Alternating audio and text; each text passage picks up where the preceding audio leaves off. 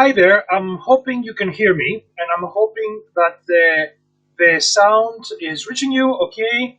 I just want to say hi. My name is Theo Zanidis, and today I'm going to be doing a presentation for you. And I'm going to be talking about many amazing things. First of all, about digital transformation of business and how this could be a new way of doing business has an effect primarily in communications, but generally the overall business perception and how business have to actually develop, especially in a time where COVID is actually dominating the news and everybody is actually trying to find a solution. As you can see here, and I just want to start this plain introduction because I've constructed a booth here. I'm a senior lecturer in digital marketing, and that's my original okay, so I'm just seeing questions here that and people are saying that you're hearing well. So many thanks for that. I just want to tell you that where you see it, I can see the chat function. So please ask any questions at any given time. And again, I'm just going to introduce myself. My name is Theo Tsanidis. I am a senior lecturer in digital marketing in the University of Western Scotland, School of Business and Creative Industries. I'm coming here from my own YouTube channel as we're trying to overcome some problems with communications. And I'm hoping that you will be able to actually engage with me in this attempt to actually overcome these kind of issues. And one thing I would like to say is that this is a great example on how digital technologies can help you reach people in different ways, regardless of platform. And again, the limitations of one platform allow other platforms to engage and come on board. So before we start, I'll tell you a couple of things about me. So I'm just going to share my screen. And of course, if you cannot see it, please let me know. Just before we go on, 1 second, because I'm trying to actually switch screen, I would like to show you my profile. I'm open to actually engage with people. As you can see, I'm in digital marketing. My title is Senior Lecturer in Digital Marketing. Let's say Associate Professor in Digital Marketing in general terms, in terms of the academic title. My expertise lately has been moving from digital marketing more to digital transformation, and I will explain a bit why. In the beginning, I just want to say that I started by working in digital marketing, and digital marketing was the first sector that was digitized way back in 2003. And again, I will tell you why this is important and how this actually helped me move on and engage with technologies. First of all, I just met this guy here, and I'm just going to go back. Veronica and I were working in the same department back in 2015 to, I believe, 18. And correct me, Veronica, if I'm wrong. And we were a big team. And of course, we've been working with this guy here, Matthew Frew. So let me just find the guy. There we go. And basically what we did is, I back then, I came as a professional. I was asked to actually make an MSc in digital marketing. And at the time, and I'm trying to actually move on to, and you can see me, I'm going to take my headphones off so, you don't get an obscure image of myself. What I would like to say is that, when I met this person and Veronica, we worked in the department and we worked towards innovation. The idea is initially we started taking these primary concepts of digital marketing communications, and we tried to actually put them together and bring them forward into the future. We quickly realized that this digital transformation that happens on the communications area in digital marketing, and it was ever evolving and growing, it wasn't enough, because basically what we're doing, we were bringing growth to businesses. And we were, in a very bad way, we actually engaged and opened the tap to the businesses. So growth was coming in, but the business wasn't prepared, and the business system behind it wasn't ready to take it. And as a result, what we ended up doing is trying to work and develop new techniques to actually accommodate this. This, let's say, organic growth, or this ever-evolving growth. We needed to actually change this to digital transformation. And I'm making this long introduction because it's really important to understand that although COVID started and put pressure on a business that started looking seriously at digital transformation, it's not just the tech sector putting that kind of pressure or the circumstances from the disease. This has been a long ride and a long progress from the technological sector, and there were many companies actually leading this. However, the adoption process was very low. And obviously, and as you will understand, and every does, that you don't need to be an academic to actually see that the disease just forced something that would take longer to be implemented.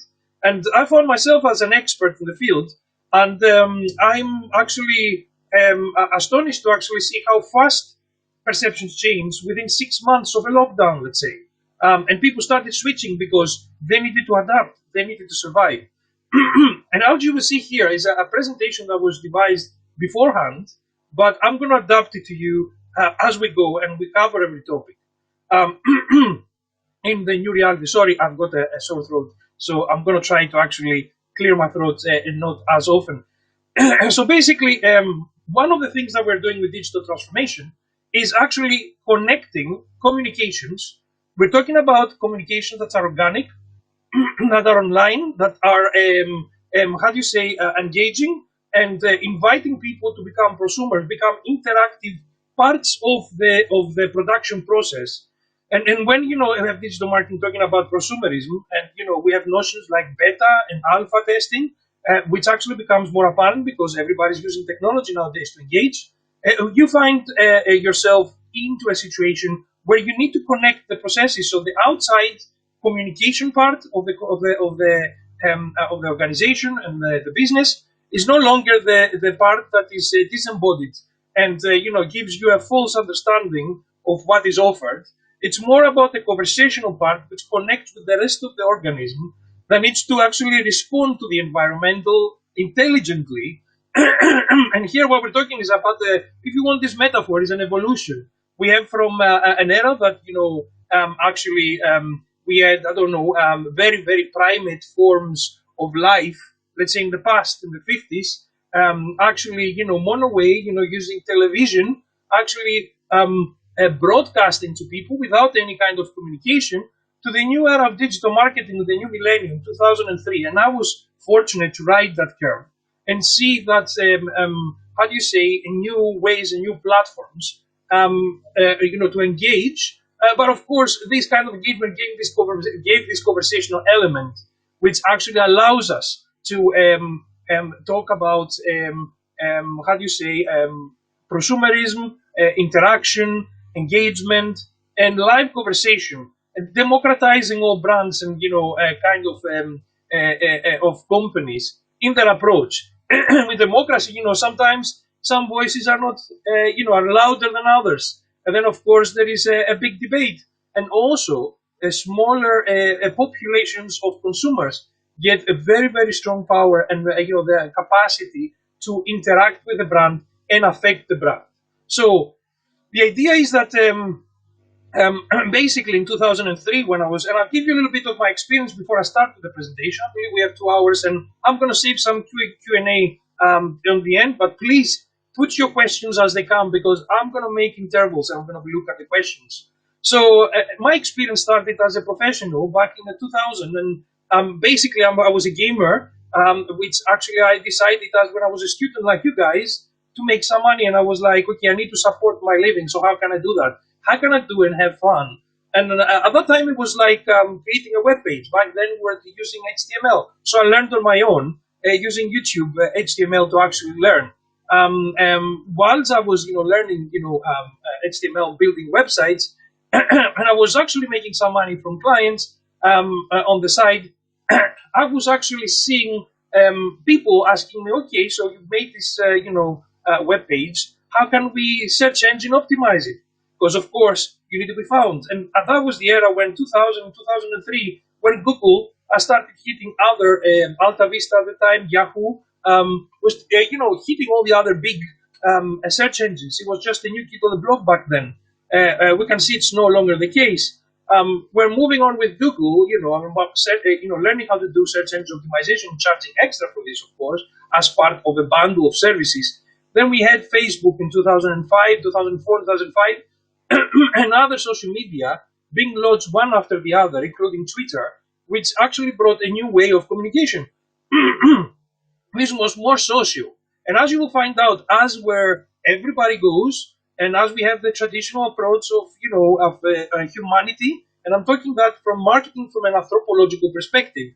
People are meeting online and people are having, okay, I'm just receiving, I think to speak slower. So I'm going to speak a little bit slower for those that actually having a difficulty understanding me. But I just want to say that the video is going to be on YouTube and you can return back to it. This address is going to be there. It's going to be unlisted. It won't be on search. It's going to be for you guys. So you can return back. And of course, please leave questions. And of course, contact me on LinkedIn and ask me more questions. I'm happy to and very engaging with everyone. So to continue, after that, when we were engaging with social media, I found out that companies wanted to go on social media.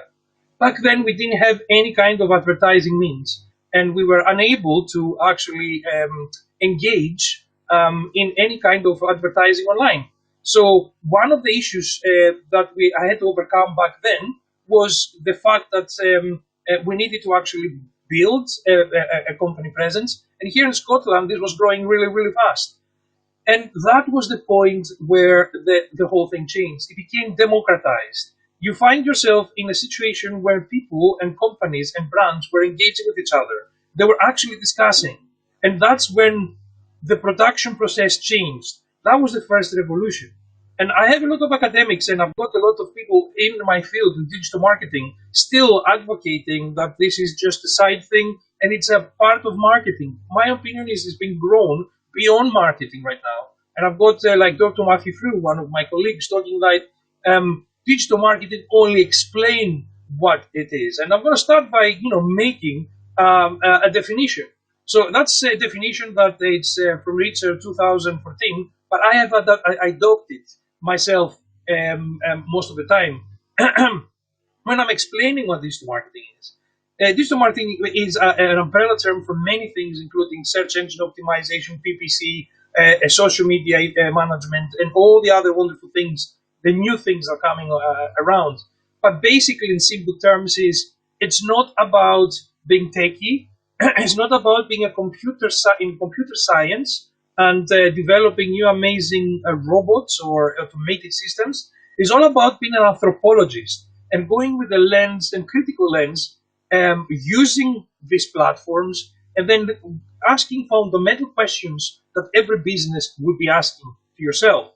How can I use this platform to make money? And how can I actually track this platform, given that it's online and we have all the capacity to actually do metrics? How can I track this platform so as I can prove that I made money because of my efforts, return on investment? So of course that's called also conversion. So it's about changing traffic and engagement and attention economy into metrics. So you materialize, because we all know the website is something quiet. You could have 1 million people, and it's not like a shop. If you have 1 million people coming to your shop, I think it's going to be, in a small shop, it would be, flattened because everybody's going to be watching. You wouldn't be able to actually talk because of the sound of people just walking. But when you're actually online and you're looking at the website from a business perspective, it's very quiet. And it's very, very hard to actually find out whether you are successful. These metrics is your only connection. And that was the initial thing. Creating value by understanding how, first of all, the platforms are used by these consumers, and then using this platform to sell. And it's not different from traditional perspectives. And I'm going to give you a metaphor right now, which actually have a couple of articles if you want to, digital landscapes on LinkedIn. I'm creating a lot of articles when I have time in Pulse. And if you want to actually share my thoughts, just go and look at them on my profile. They're tagged on my profile alongside other things that I do, including VR and AR. So, so basically, one of the things that determined this was the fact that, in the antiquity, we had people, let's say in Italy, in France, in Greece. I'm coming from Greece originally, the birthplace of democracy. And one of the biggest places in every city was the center, because that's where everybody went. So you had a lot of people there going practice religion. You had the market because the people were going there to meet and socialize. So then commercialization was always where people were socializing. And one of the things is that we now socialize online. we date using Tinder. Okay, I never used that. I'm not of that generation, but I believe if I was your age and I was like a younger generation, I would use Tinder. Or maybe TikTok would be there for me if I was 12 years old right now and I want to express myself. So that is what happens right now, and we have an ever evolving digital landscape, which of course poses puzzles. And I would tell you one thing: academics like Veronica and myself and everyone else are scratching our heads because, let's say, you guys are reading a book. By the time to actually read a book and buy a book, it takes 3 years to be made. So for somebody in my field, writing a book is going to be a grossly out of date attempt to communicate with you. So it will take 3 years to reach you, and whatever you read is going to be long gone. So what's the point of writing it? And I give you this dilemma here with papers, publications. It's a great measurement of an academic success. But in my field, if I sit down and I actually write the paper and I go through the process, which is roughly 2 years for a good journal, and on average 1.5 years for every other journal, that's again too long. So the best way to communicate with my students is by bringing them the latest and the most recent. And as a professional, I ought, in order to stay updated and my knowledge to become relevant, I need to actually stay up to date myself. So basically, I need to engage with this. So you will find that through our conversation and this presentation, which hasn't started yet, it was a long introduction. I'm going to refer to a lot of actual projects. We have one project, for example, with a construction company. What more traditional than a construction company that's out there constructing in outdoors? It's not an indoors, how do you say, a company working with technology or something, a service that can be digitized. And we're working with them in actually taking these platforms and integrating them into the commercial process. And one thing that we found out is that it's not just the social media that we're using. I'm following the same approach that I learned as a digital marketer right now for digital transformation. I'm looking at technologies around me. I'm looking at VR. VR is actually changing. I'm an Oculus enthusiast, and my previous past as a gamer, makes me more curious to engage and play with this. If you follow me on Facebook, I usually stream sometimes, or on YouTube, you'll find some of my streams playing some games and just engaging. And one thing that I'm actually conscious of is being in there in the virtual reality and just thinking of myself, okay, I'm in this platform. Okay, there are others in this platform. This is a social substance because people are meeting there now. So how can I make money? If I was a business, how can I come here and make money? Because there was this time before Facebook ads and before Twitter ads where things were just Facebook and people were just posting, and there was no algorithm, or the algorithm was in the primate stages, in the first stages, that people were just doing things that were like a little bit, how do you say, disorganized and pilots in a pilot version, very, very first alpha stage, as they say, in software development, and they were getting very, very big results. Like now, TikTok is a new thing. The difference of TikTok with any other platform is that it's Chinese, and when you post something, it goes absolutely around the world. So you can get billions of views very, very easily. Let's say you can get, within an experiment in class with my MSc in Digital Marketing students, EWS, and we found out that, one of the groups posted, it was random. It wasn't something, it was like an exercise we did 2 hours in class. Create a video, upload it on YouTube, put the correct hashtags, popular hashtags, good music tune, and a nice theme of a video, and let's see what happens. And divide it in groups, 6 groups of 5, and we found out that one of the groups managed to actually get about 5,000 views within the first week.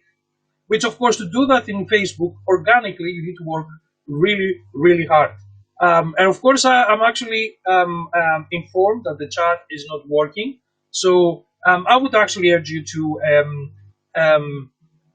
I'll show you some beautiful video. Yes, I'm going to show you a beautiful video. I've got things to actually show you.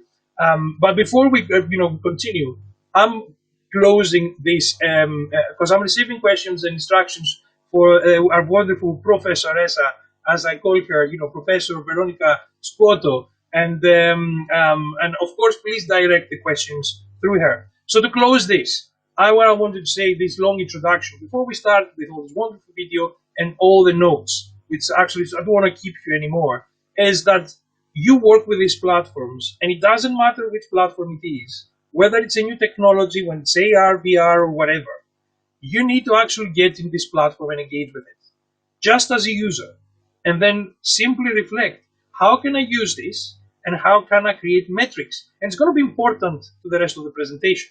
Okay, so I'm going to start by showing you some of the things that I'm doing. So here I will show you a 360 bike ride. Okay, one of the things that I do is, like, I just took the camera and I was saying to myself, and I'm just going to turn off the sound, and I was saying to myself, I'm hoping you can see it behind me. I was saying to myself, okay, so you're doing VR, okay? I'm sorry, I don't know if you can see it clearly or if it's like, but I'm just going to move this, and I'm going to show you that this is a 360 video.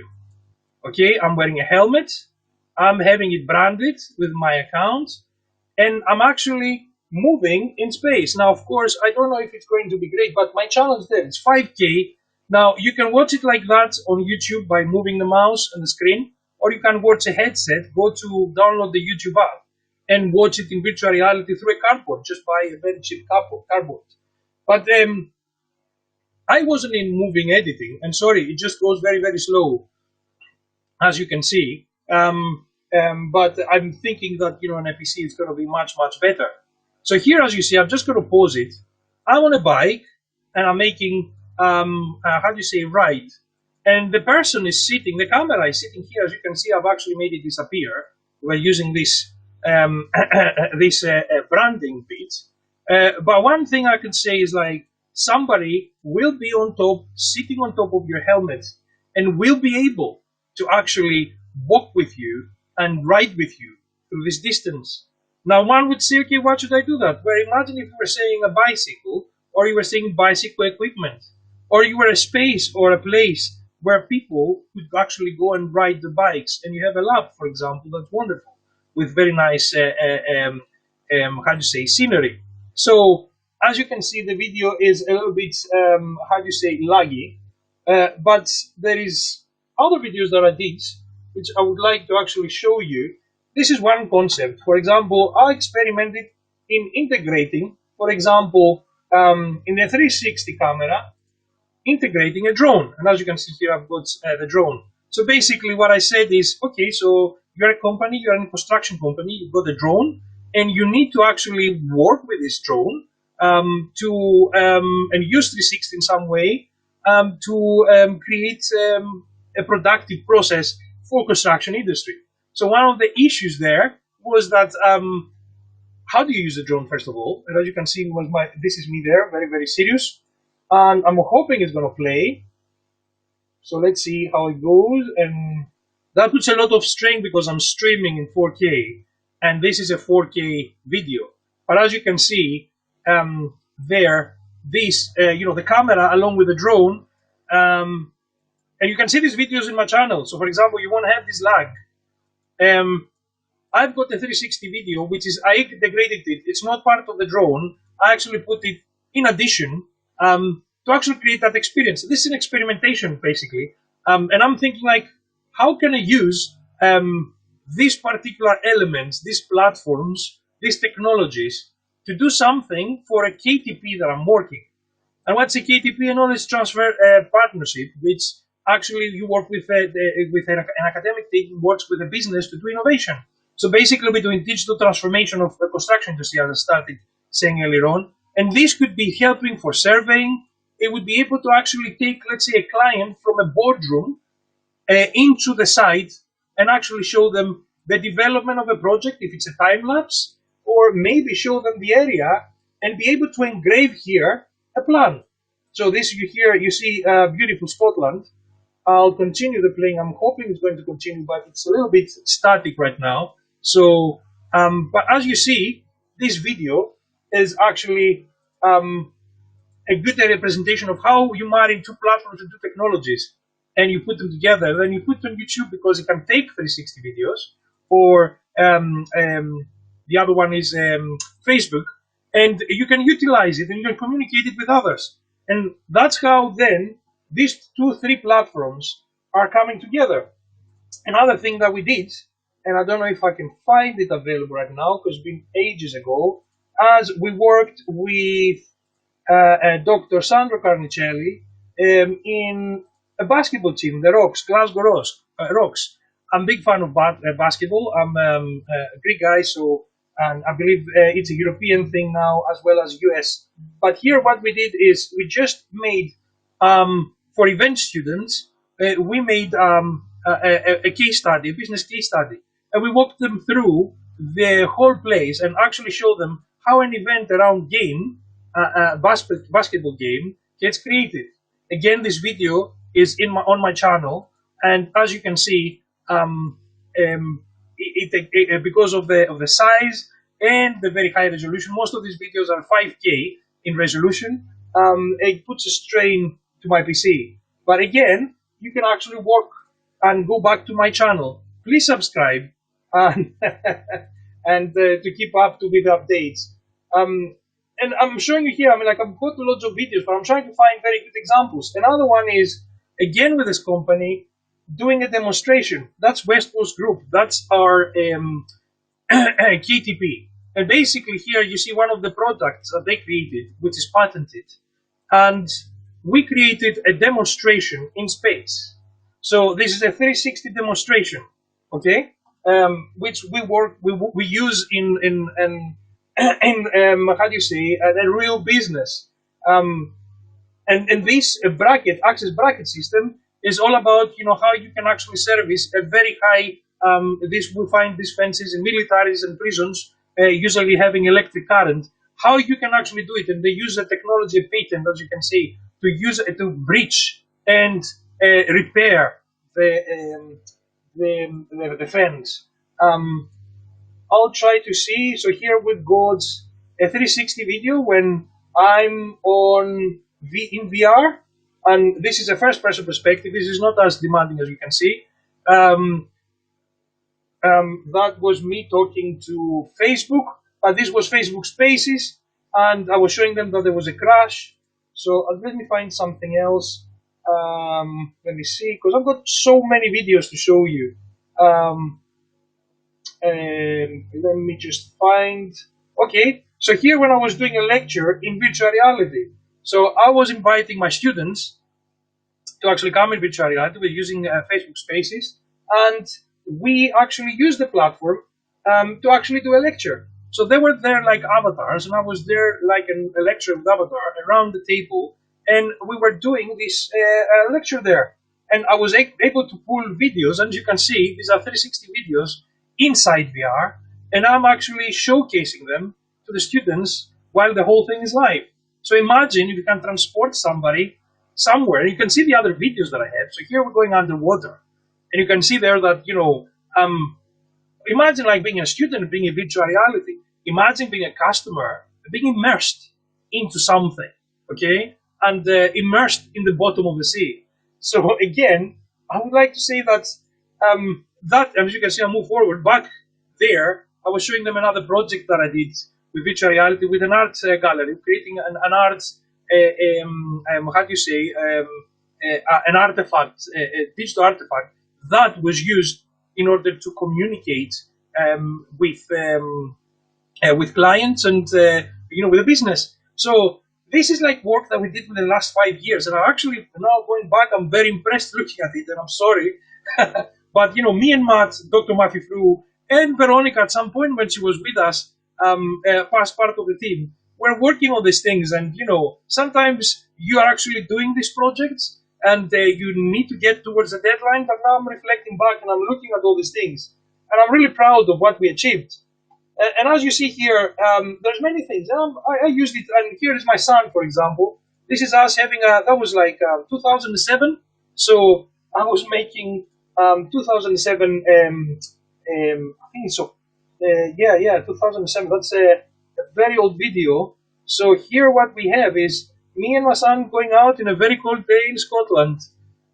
But you can see here a memory. That's another thing. We were working with care homes, which is where old people go. And imagine an old person is like leaving their house, leaving their families, their environment, to sell the house to just move to a home. And imagine the future being able to actually relive memories, like, return back in time, let's say when I'm like 70, 80, and looking VR, this, walk that I had with my son in a very wintry day. As you see, the environment and you can see absolutely everything in very fine detail and relive this moment in VR. So here we having we have an experience economy, with virtual experience that can be implemented in terms of how do you say, consumer memories. Could be actually something that can be created and hosted. Another thing, we could actually have, for example, demonstrations. This particular experience economy. Imagine if you actually be able to stream an event as I'm streaming with you live. So basically, the idea here is, and I'm just moving back, is that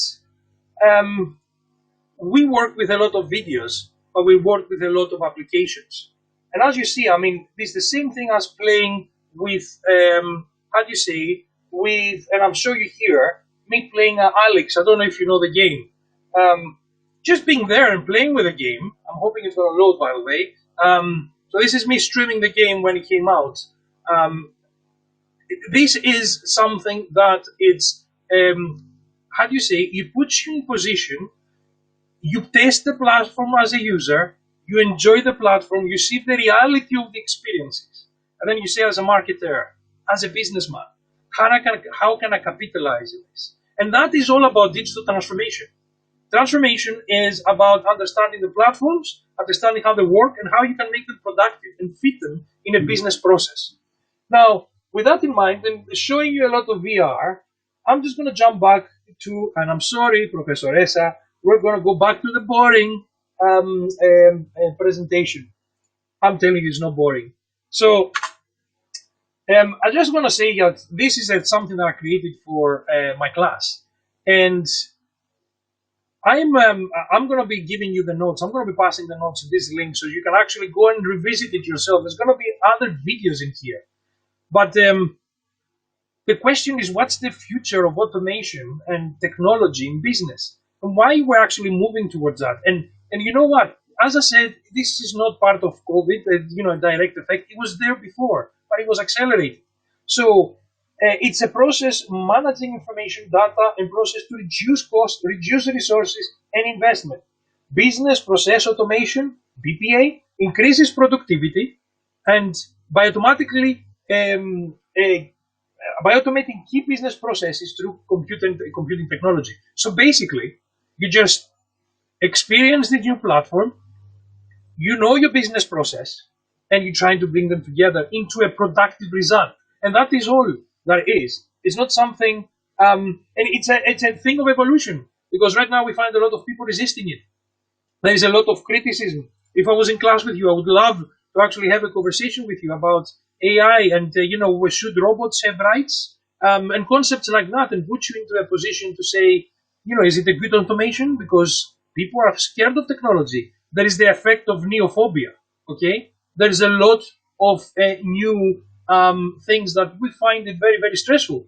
I have it's a philosophical theory that this is my personal opinion, based on my personal opinion, you might disagree, that I'm saying that, well, we are very imperfect, so it's likely to create very imperfect robots. So if our robots are as imperfect as we are, we can defeat them in a Skynet sort of situation. I don't know if you know, I'm referring to Terminator movie, and as you can see here, I've got Skynet. So, again, the strategies we need to implement on this one, so as to take away from the wonderful videos and social media into sort of tangible business strategies and break it down into a process. So first of all is the strategies. Customer service automation, that's the external. So this is the digital marketing and not the traditional marketing that is measured and is able to actually track somebody from traffic into value, into the sign off as a client or a customer. So from there, that's the customer service automation. and the social interaction, which involves emails, blogs, video, mobile. Also the marketing, sales, and product listings and promotions. All these are data. And data can be, first of all, that's now is big data because we're using digital platforms. And this big data give birth to needs to process this data. We have applications like ERP, CRM, databases, internal applications, customer or customer-facing applications that actually give birth to more data. We have health data. I'm using here an Android watch, but I'm betting you will have an equivalent Apple Watch. This records all or of our health data. And there is a data fear right now. Oh my God, my data. And I'm like, from my perspective, take my data. It's no problem. If you give me a productive result, if I know if I'm going to have a heart attack about, and there's going to be a forecasting capacity of 1 day or, even more before it happens, and the watch can let me know that, my heart rate is irregular and I'm heading potentially to a heart attack, and go to the doctor and prevent it. Take it. If I'm able to actually track my finances through my phone, because I'm paying through my phone, is able to actually make better financial management and keep myself within budget, take it. If I'm actually going to be receiving better ads instead of getting spams of emails that have to go directly to the trash, and give me relevant products that I'm interested and I'm likely to buy, and save me times of actually changing, hours of changing, and maybe pay a little bit of premium because I found it at first and that was a convenience. Please take it. So there is a war about data, and there is part of it which is neophobia. I understand that data, you can actually profile somebody's web and social preferences right now and understand that maybe they say they will control them. But this happened with with traditional media, with a government TV, and people were puppeteering, and governments were trying to puppeteer citizens over a longer period of time. And you know what? We develop resistance. It's like a fight with a virus. Okay, the virus attacks, we become immune. Then he has to, create new ways. So that's what I'm saying is it's a cat and mouse situation which happens indefinitely. So that's my personal opinion. That's my expert opinion. However, there are people that disagree and they have ethical concerns, and there are ethical concerns. I'm not moving away from ethical concerns, but I'm just saying it's not at the end of the world, and I'm saying that automation and everything lead to a better era. And of course, it's the context where all this data is getting created. Web customers, products, business systems, processes, services, support systems, even in VR. Imagine, digital marketing and websites were created because we have a 2D screen. So it's the representation of the company on a 2D format on the internet. Now imagine if you can have another type of screen like virtual reality headset, and you are able to actually have a three-dimensional business representation in the internet. So what happens to the website? So that changes the process. So then we don't have a website, but what do we have? Then we have a building. When you want to look at the history of the business, you don't click to about. You just go to the department when they have a gallery with all the exhibits. So it becomes a space. So when you want to buy, if it's a supermarket, it's going to be a virtual supermarket. And that's what I'm trying to tell you here is that this changes in technologies and data. And imagine if you are in three-dimensional space making decisions and actually having a field of view of 360 degrees, absolutely everywhere, that can be heat mapped, which happens right now. There are heat maps analytics behind it. The person that actually buys a product virtually gives the perfect marketing, the most lean marketing data when they do it. Okay, couple it with this and the heart rate and the skin conductivity, and of course EEG, which is like the cup that they use, neuromarketing, to actually see what they do and do them in traditional interview process, and then pair it with the EEG device to see, do they say the truth? Do they really think that? Or are they saying it for another social reason? They're trying to impress me. So I'm giving you, and all these are data. So there's several definitions here. I'm not going to go through all of them, but I'm going to say we have a lot of big data. And the problem is, even the most intelligent person is not able to a model, and I'm talking about here quantitative modeling. We're talking about VAR models. We're talking about econometrics, time series analysis, multi-factor analysis, which are real time with real time data. We are talking about algorithmic representations of data and choices that need to be made.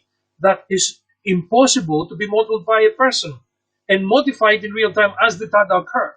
So here, clearly, we're either going to have a lot of waste of data that's going to go straight to the bin, or, of course, the businesses cannot accept this, use this data, and the kind of historical data that they're out there, for the first time, give the birth and the capacity for predictive analytics. Because we have depth of data that is historical and happens real time that help us at least have any other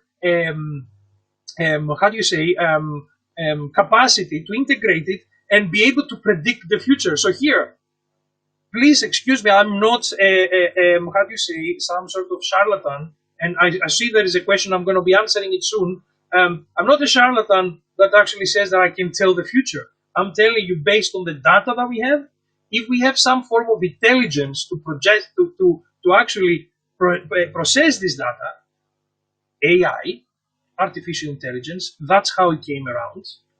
From this need, then that means that we can have a prediction of the future. That happens in weather first. It happens in things that people don't care about, and now it starts happening about shopping habits. It happens about everything, and even about political preferences. You see the Cambridge Analytica scandal. So big data is out there. And let me take the first question: how did the digital world have changed the way that you communicate, live, and work? Okay, first of all, here we are. We are here in this platform because I'm unable to actually come to Teams. And you know what? It's not the university's fault or your university's fault. Exactly the same thing happens with our teams. We cannot have external speakers. Imagine that in the university. It's very secure, but it's not very good for the students because somebody external cannot come and do this presentation. I'm hoping you join it, by the way. So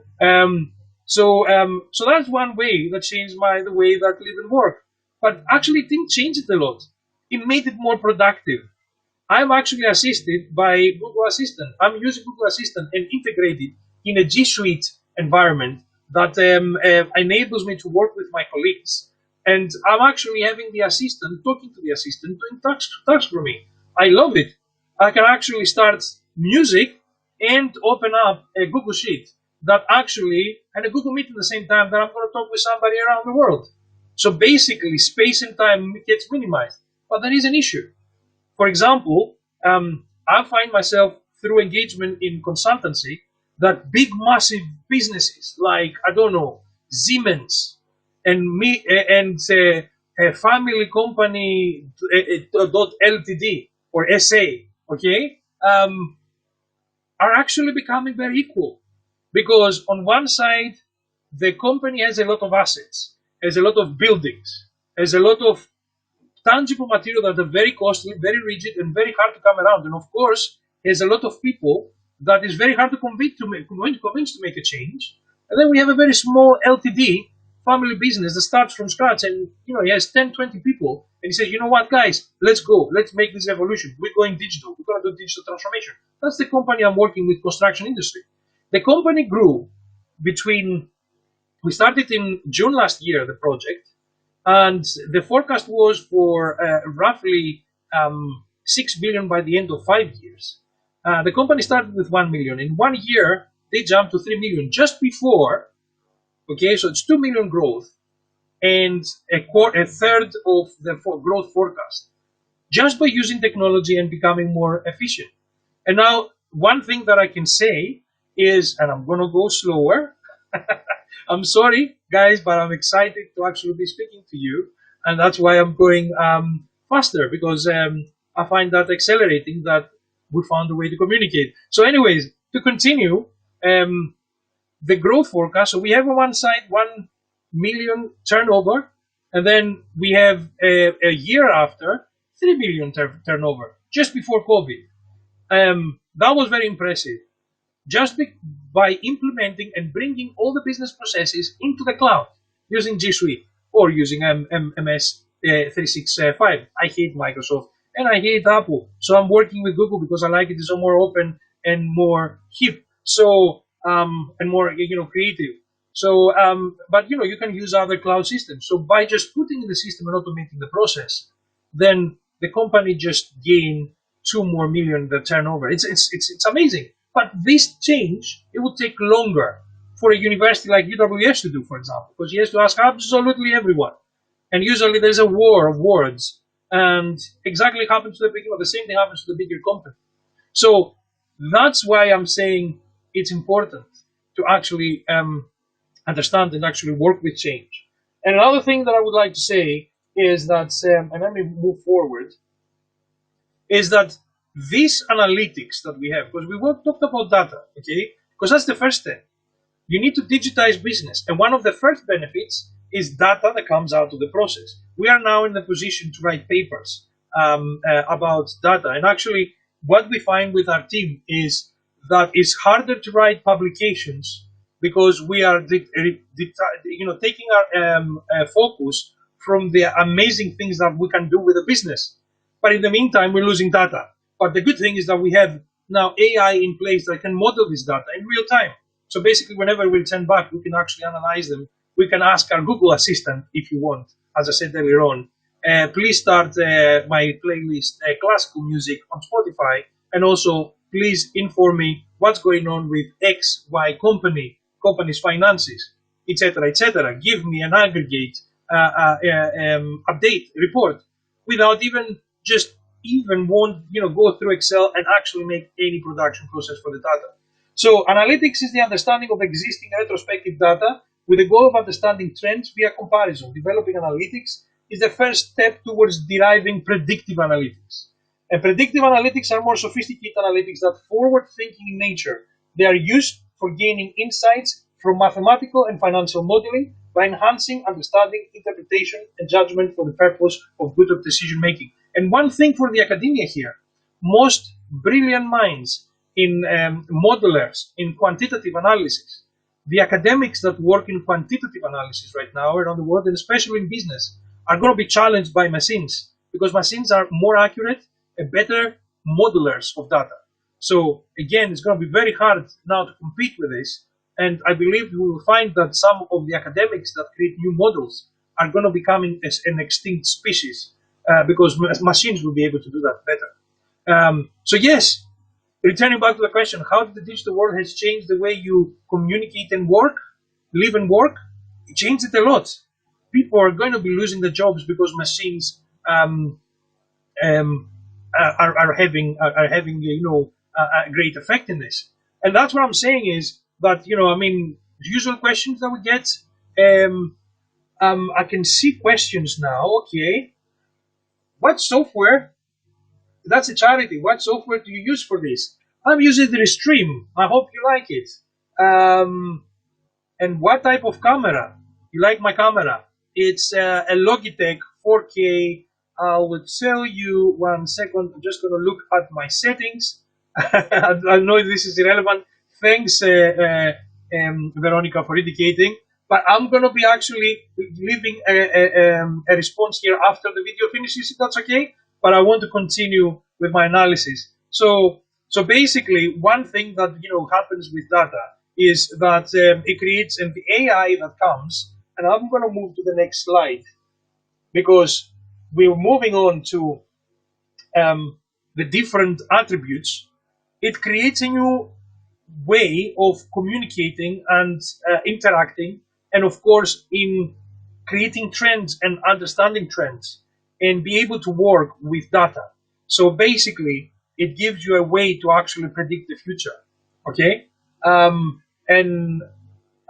but the fact that we have questions on YouTube, please, if you want to ask questions, I'm going to be looking. It was like I was thinking that chat wasn't working, but obviously right now the charity company was able to use it. Please try and use it.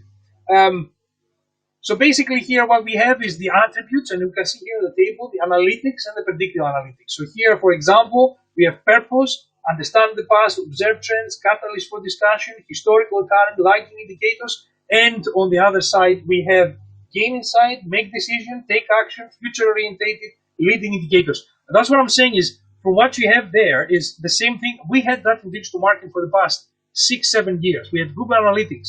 So we could actually predict traffic very, very accurately. As a consultant, when I was younger, I was able to actually inform a business what's going to be the outcome based on previous analytics. And I could actually make a very accurate forecast, give them a very accurate prediction. And they thought I was impressive. I was taking the compliment. However, it was the machine behind me that was giving me all this data and actually create all this aggregation level. So here we have some videos, which of course I won't play right now because I don't want to bore you with that. But here is an example where we can use that, let's say, in marketing. We can use it in improved lead scoring, refined segmentation for nurturing the campaigns. You got improved content distribution, predictive lifetime value, propensity to churn, predictive analytics, data visualization, also determining product fit and analyzing optimal campaign content. I will leave here on the chat function, but I'm going to be sending this link to you, for these notes, so you can actually access it. And of course, we have consumer behavior. Okay, how can you predict human behavior? Well, we couldn't in the past, but if you have enough data and the support of AI, yes, you can. You can give very accurate analytics. Look at Amazon. Amazon is doing this right now. Google is doing it right now, and also they listen to you. They start now using voice data, which again, think about it. They can hear what you say, and they can learn from what you say. Because we're not having we're going to go later on showing about predictive analytics and learning, different layers of learning in AI. But again, this is the future, and of course, as you can see here, we've got different kinds of modeling to understand behavior. This is there. This is in the past 5 years. This is not something new. It's not something innovative and wow that I'm showing to you right now. So, and of course, for marketing, it's good to actually predict, how many people are going to come to your business. How is your business going to grow or not? I mean, like, is like going to the Oracle and asking questions. Okay, what's going to happen? Imagine having, like, I don't know if you've seen sci-fi movies in the past, going to a computer and ask questions. Okay, what's the meaning of life? I don't know if you're going to be getting an answer in this one, but you can see Hitchhiker's Guide to the Galaxy to find what the computer answer to the human in this. So again, I'm going to be moving forward because then you can actually, with this information, what you can do, you can position yourself better. You can have data visualization. So imagine if you are an CEO or an MD, managing director in a company, you're going there in the morning, you open your mail, okay, not, the future will have mail, and you just turn on your phone and you actually look at your dashboard while you're drinking your morning coffee. And you can see how much your business is making in real time that time, how much you made and how much you lost, which projects are producing or not. And you are able to actually call the right people if you have a couple of serious words. What's going on, mate? I mean, your products are not going very, very well. So, and I know that, some people, it puts them, it creates discomfort, but it's the hard work of business. So basically, for the business, they're able to actually cut wastage and increase productivity. So all this information will be modeled by AI. And of course, refine targeting. When you're actually looking for new markets, how do you refine? Based on previous predictions, or doing pilots, or in a cluster in a very random way, which then gives modeling more substance, and the data allow you to make decisions over all big markets. So, and again, some examples here of vendors that actually use this, and these are some of the softwares that are out there, if you want, or I would say the artificial brains. But I'm keen to move to artificial intelligence. So now what we know about the data, which is the resource, what is the brains behind it? So we have artificial intelligence, ASIs, which also machine learning intelligence, which is demonstrated by machines in contrast to the natural intelligence. It's displayed by humans and other animals. In computer science, AI research is defined by the study of intelligent agents. And there are different levels of AI. So what you have here is I cannot actually pronounce this. Colloquially, the term artificial intelligence is applied when a machine mimics cognitive functions that humans associate with other human minds, such as learning and problem solving. And we have different notions here. Machine learning, which is actually learning from mistakes. Okay, so for example, you create an algorithm that learns itself. It's not like a big brain. It's not like a big PC. It's an algorithm that corrects itself on certain patterns and trends. So, for example, you start with a series of data, and the computer is looking through AI algorithmic instruction whether how do you say, the mistakes that you make are corrected and in which way are corrected. So then creates a trend about your corrections and then predicts new corrections. And then what happens, the amazing thing, is we have something else called deep learning, which Google has the best platform for that, in terms of AI. But secondly comes, I think Amazon is the next one. But when it comes to prediction, we have there deep learning, which means the machine learns like a child, which means that then independent learning can happen from the machine. The machine can learn on its own mistakes and correct them. So, and again, there must be an instructor somewhere, a dad or a mom, because it's like, as we said, it's a child, it's a metaphor. So it has to actually learn. And you see here a correlation. I'm saying using it very, very, very. I don't know if you played the game, but Resident Evil, about the evil machine, the little girl on a PC that brought disaster and created zombies. But I don't want to actually fear you about this. I don't think this will happen, or is it happening already with the virus? So, anyways, so yeah, so here we have more, videos. Of course, you can actually explore it when you get the link. But first is, why now? Because we have a lot of data. Because we have movies, we've got visual data, we've got voice data, we've got search data and words-based data.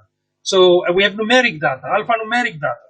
We have data that are structural, and we have processes, which become data, because they need to be refined.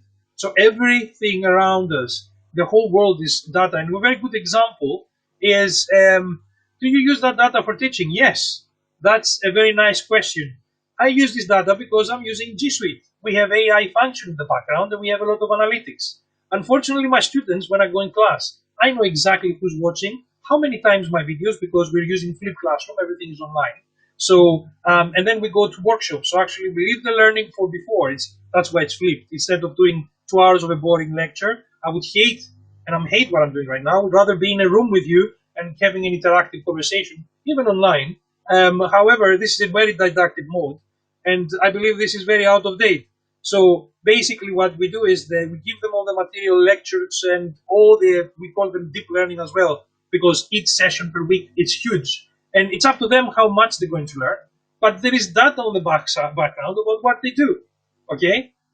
Yes, I evaluate students by the data. But, unfortunately, the universities, the university's regulation didn't actually grow enough. So basically, this data is only consulting me as an academic, is not embedded in the process. The process you will find in business and even society is very out of date in comparison to technology. However, it helps me know who is the weakest and who is the strongest in terms of covering the material. Who's is putting more effort outside the class when they started their online material and I'm not there to see, and how many people are engaging while I'm in class, and how many people are speaking. For example, it shows me, I'll give you an example now, in COVID, you are in Teams, and I'm thinking that most of you are going to be very, very shy, and you want your camera switched off. So the machine tells me, creates a list of who came in the classroom. That's the first thing that the data shows me. How many times they came in and out, and it gives me a rough estimate of how long they spent in the class. And and then you understand whether it was productive. Because some people drop in and out and pretend they have issues with the internet. The other thing that it tells me is, if a person, for example, turns on the screen and changes to another tab, it gives me this signal of idling. And it says idling for 60 minutes. Now, if your presentation is 1.5 hours, I can turn around and say, this guy missed the class. So I'm putting them as not attending. And then there, when they come and challenge this, I'm showing them the data.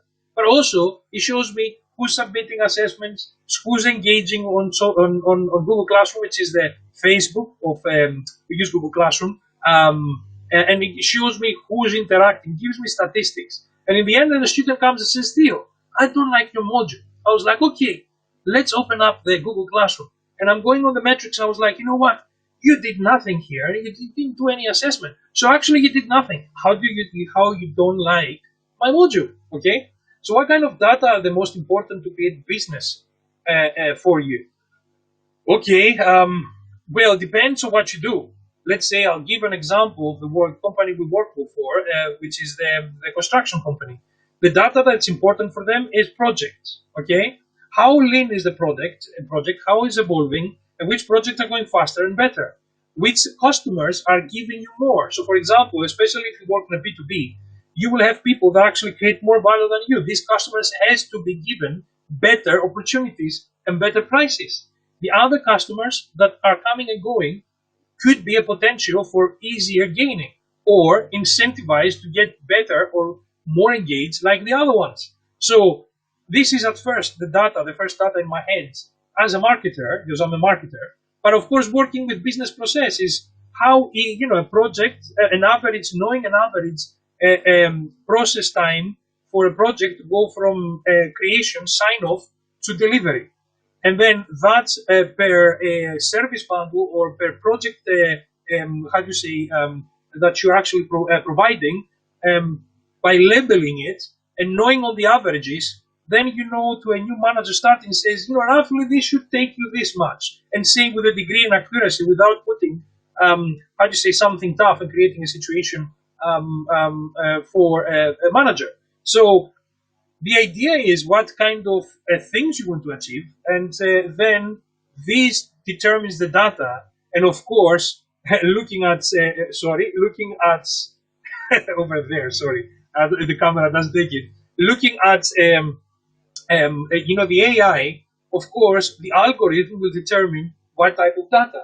And then, of course, when this is the data that are resident within the business, there are data that are hybridic in nature, and they're out there online, and they happen on online platforms, which there is more fluid data, more liquid data, as Dr. Mark, because he likes the terminology liquid, which then can be molded into different kind of situations and coupled with local data that you have in your business. So again, it's not what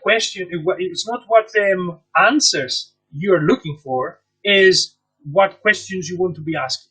And that is as far as it goes with data, because we've got everything we need. Right now, business can have absolutely every little bit of data that they can utilize.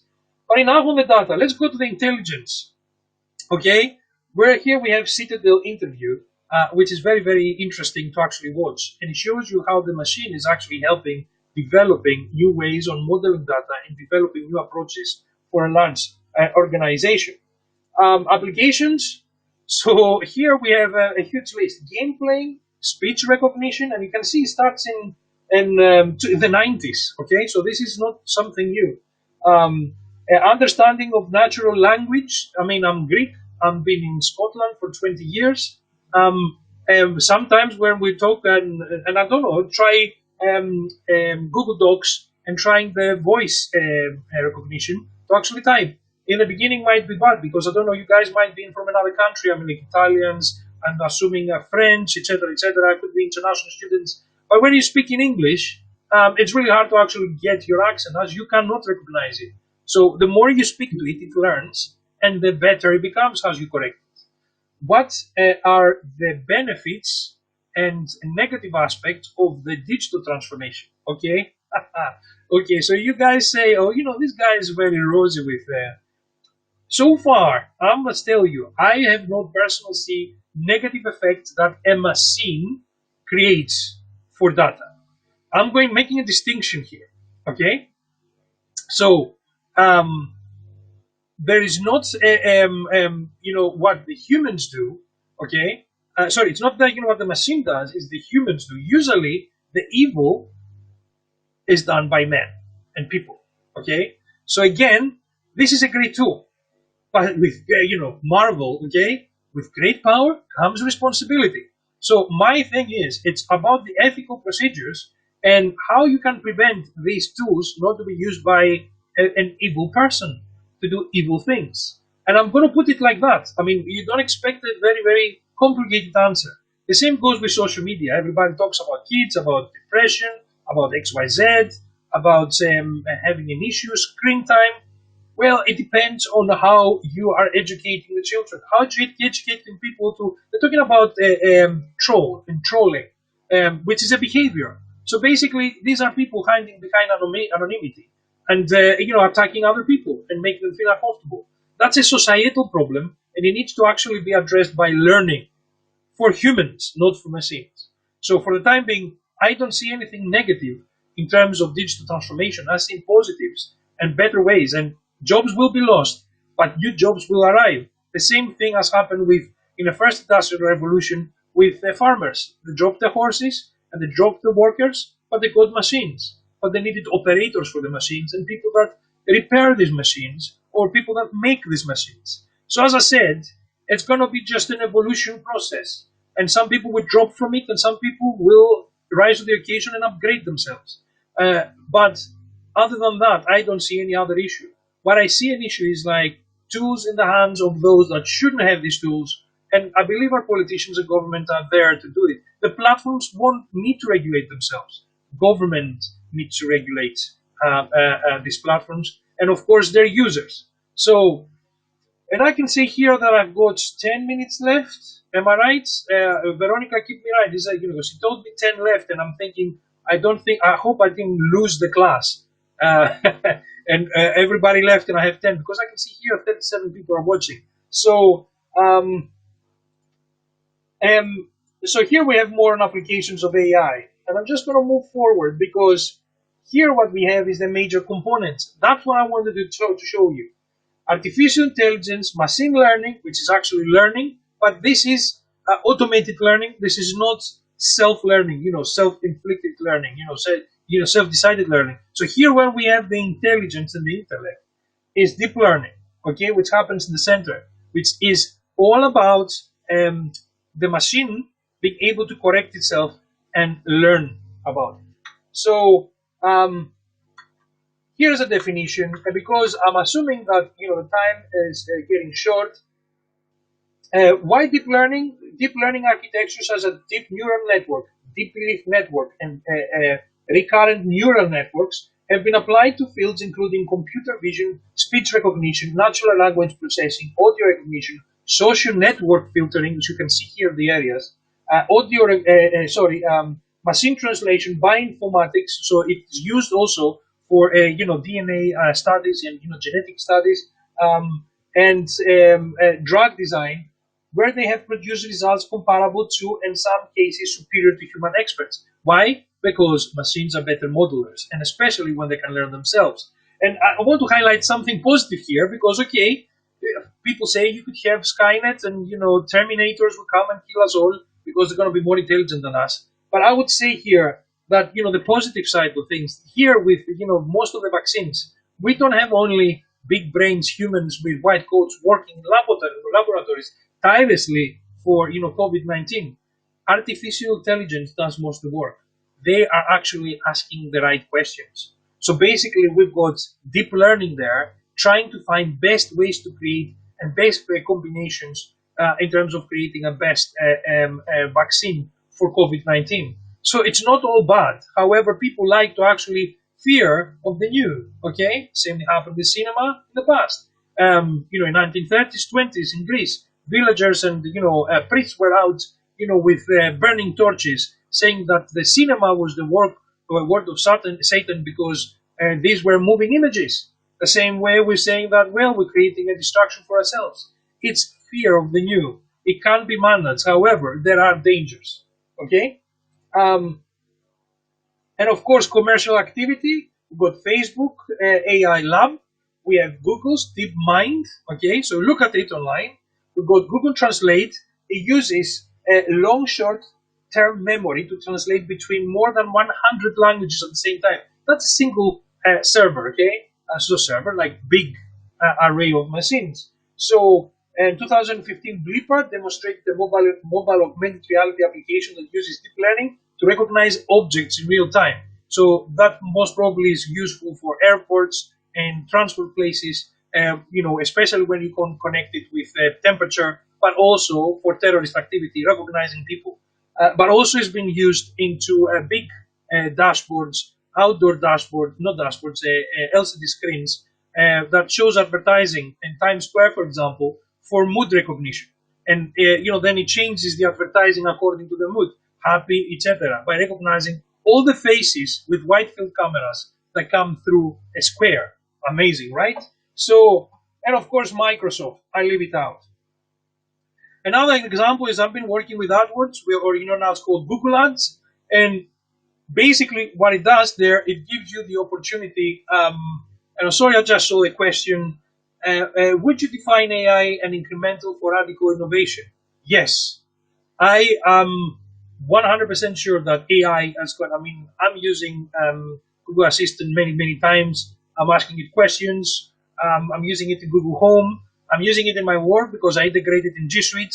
So what I do with my students, I'm using it for navigation because I created an app on VR, trying to create we call it EdXR with Dr. Matthew Frew, but we try to actually embed, it was very hard in VR to use keyboard, and it's better to speak. So Google kindly, gave us the, the API on an open format of the assistant to actually experiment to see how we can use and type and engage and work in a VR classroom app that we design to actually help us work in VR because we cannot use our hands.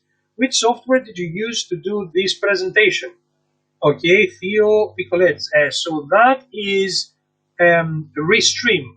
Okay, but I'm using other softwares as well because Restream does just the streaming. I'm using Manycam Studio Lifetime to allow me to integrate different kinds of multimedia sources, the ones that you see. I'm hoping I answered your question. So then the other ones is CPA building, ad customizers, similar audiences, in-market audiences, attributions. These are the things that you can do. And here I'm showing you not 2020, but Google Marketing Next 2017. Now, when you actually get these links, look at this video and see what this guy says and think what it can happen today. So we have 2 minutes left.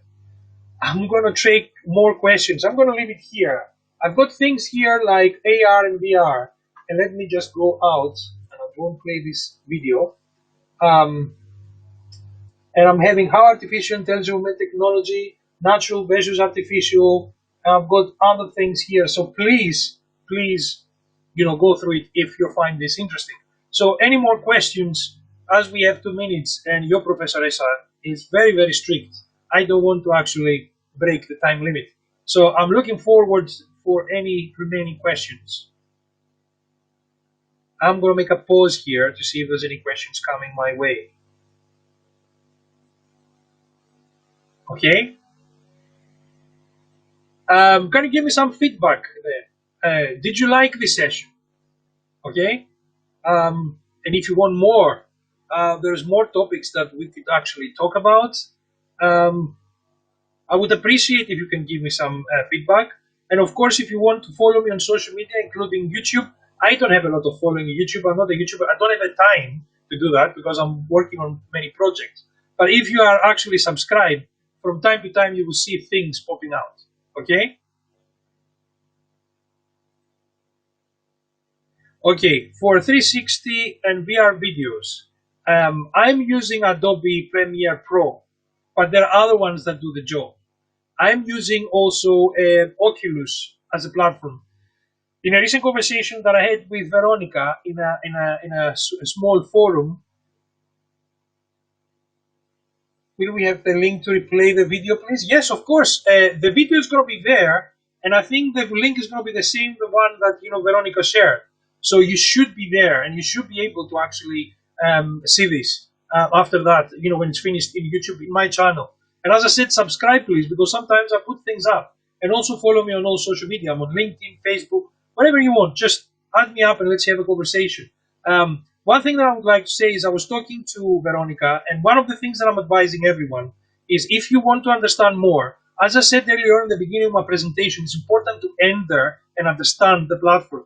Staying outside and showing a 360 video, it's good to have a camera and I can give you some. If you leave me questions here, I'm below in the comment section. I'm going to be able to answer and give you more information. But you need to go on VR. And I would advise you and highly recommend the new Oculus 2 VR headset. Okay? So you need to go in there. And the new headset is going to be sponsored by Facebook. And I think it's going to be half the price of the original Oculus Quest. Okay? So I'm advising you to go on, and in the comment sections, ask me, continue on the video, because I'm going to give you the link and the notes, the lecture notes. So please continue to ask questions, and I'm going to be giving you everything from the softwares that I'm using to absolutely everything you need. So how can we learn to do that kind of presentation? Well, first of all, as I said in the beginning, you need to learn the platforms. You need to go and experiment. You need to fall and make mistakes. That's exactly the same of learning when we learn in classroom, whether you're in the university or you're the first of primary. Okay? There's no difference. We learn by our mistakes. So I would advise you to be playful, play and learn, and then you will develop new dexterities. You still have time to actually get on board with this and make fantastic presentations, and of course go in the workplace with new ways of doing things and be innovative. Okay, some platforms. Okay, I'm going to take out some of my cameras. I have got QCam 8K. Okay, I'm going to be writing later on. I'm trying to show it in the camera. It's here, it's that small, and it's 8K recording, and it has a selfie stick. So another one is 1R Insta 360 camera, or 1X Insta 360 camera. There are other cameras out there. So that's the camera. When it comes to processing, Adobe is Adobe Premiere Pro, and if you look, they drop the prices for students, so you can open a student account and get access for free. There are a lot of YouTube videos online. YouTube has a lot of videos step by step of how to do things in 360. The other thing is you need to actually be able to stitch and work with it and embed things in it, which actually also in these videos. So with that, you have a unique, way of doing it. And if you want to upload it, YouTube is the place to do this. Facebook is the place to do it. And VR, VEER, is another platform, social media platform, that takes 360 material. I'm not selling things. I'm just telling you the platforms. That was your Professor Nessa talking to me. So I hope you enjoyed it, and I hope you liked it. Yes, you can add me to LinkedIn. Please go for it. Let me just go back and put that on. Let me see. I need to come out. So 1 second. I just need to come out from this. And this is not me. This is Dr. Matthew Through. But of course, if you want, I think he's very open to discussion. But please say that I said so. This is me. Okay? So this is my account. And the way you presented it, because we were able to see you, made the presentation even more captivating. Thank you. Thanks, Adam. My first question was for the 360 and VR videos. Okay, so I hope I covered this, about the VR videos. And of course, please add me on LinkedIn. Please move the conversation there, okay? I know that, I'm already over my time. So I'm just going to turn back to a more human image. I'm in my booth here with my gaming chair, with my microphone, and I've got some support mechanism lights here, equipped for, let me just put it down, equipped for digital learning, as we know, and the camera, I have to actually refocus it. And I know because we have COVID right now, it's a difficult situation, but I'm trying to be be as engaging as possible. So thanks a lot. I'm going to be sending the video link and the notes. And of course, you have me on LinkedIn. And I hope you enjoyed this. And I'm looking forward to engage. As I said, if you watch this and you weren't the original crew or the people from the presentation, the students that supposed to arrive, thanks for coming. And please leave in the comment section. And of course, if you just happen to saw this video somewhere in YouTube, please ask questions if you want any kind of information on technology used, and if you have any questions anyways.